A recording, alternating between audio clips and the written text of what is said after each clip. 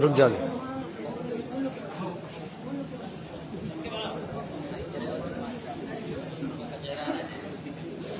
اب بولو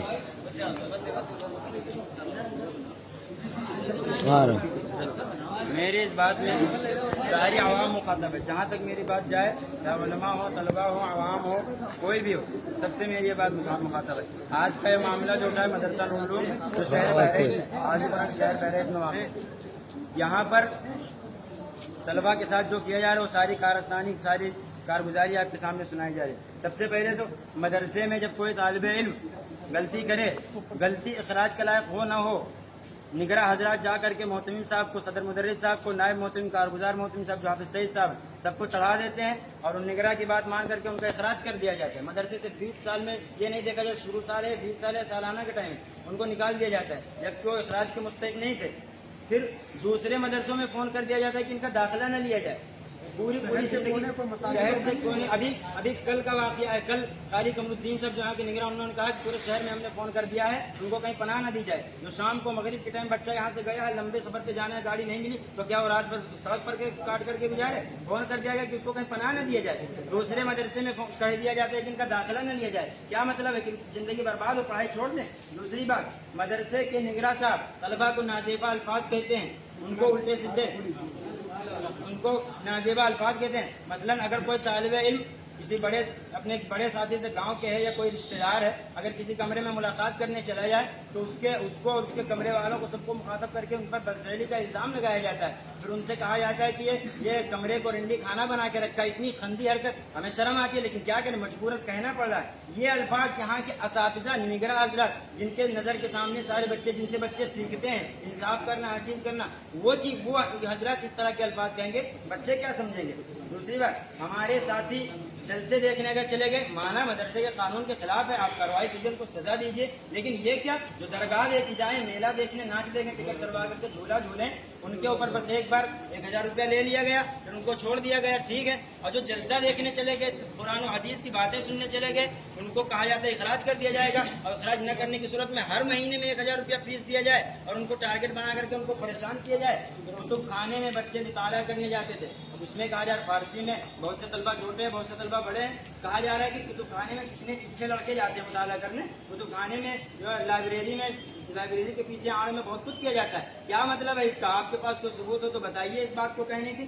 دوسری چیز, پھر جب طلبہ انصاف مانگنے جائیں, انصاف درخواست لکھ کر کے انصاف مانگنے جائیں تو پھر ان کو مار کر کے کتوں کی طرح ذلیل کر کے نکال دیا جا رہا ہے. یہ کیا ہے؟ مدرسے میں قانون کے خلاف ہے کہ نہیں ہے؟ اور جب ہم اپنا حق طلب کریں تو اول تاخیر فیس مانگی جا رہی ہے. کوئی بچے یہاں 10 سال سے پڑھ رہے ہیں, کوئی 4 سال, کوئی 5 سال سے پڑھ رہے ہیں, ہر مہینے کے 1000 روپیہ یہاں کی فیس ہے. اس کے اعتبار سے کہاں سے اتنا پیسہ لا کر کے دیں گے؟ اور پھر آپ نے پہلے نہیں کہا, پھر آپ ایک ساتھ میں کریں جب سے پڑھو تب سے لا کر کے فیس دو, کہاں سے کوئی لا کر کے فیس دے گا؟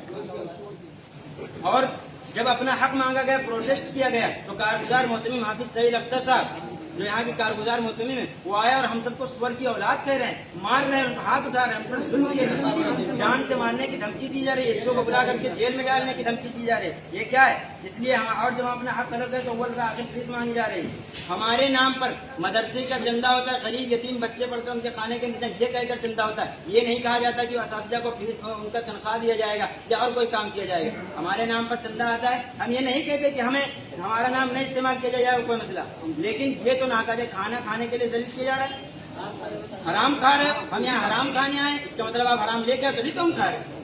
حافظ سعید صاحب نے کہا حرام کھا رہے ہیں, اس لیے ہمارا مطالبہ. اور دوسری بات, اکابرین علماء ہی بیانوں میں عوام کو سمجھاتے ہیں کہ گھر میں جو نماز نہ پڑھے اس کا برتن الگ کر دو, اس کے ساتھ سختی کرو تاکہ وہ نماز کا پابند ہو جائے. مدرسے میں تاریخ الصلاح کے ہاتھ کا بنا ہوا کھانا مدرسے کے بچے کھا رہے ہیں. کون سا باورچی یہاں کا نماز کا پابند ہے, اس کے ہاتھ کا بنا کیوں کھایا جا رہا ہے کھانا؟ جب یہ بات ہے, اس لیے ہماری مانگ ہے نگراں دارالاقامہ کو ہٹایا جائے, کسی اہل نگراں کو مقرر کیا جائے اور نگراں دارالاقامہ کو ہٹایا جائے, اور جو قانون ہے سب کے لیے برابر قانون رکھا جائے. یہ نہیں کہ پیسے والوں کو نظر انداز کر دیا جائے یا کسی سے تعلق ہے تو اس کو نظر انداز کر دیا جائے, اور جو جہاں غریب ہوں یا ان کا تعلق نہ ہو ان کے اوپر سختی کی جائے. یہاں تک کہ کچھ جن کو کل اخراج کیا گیا وہ کہتے اپنا حق مانگنے.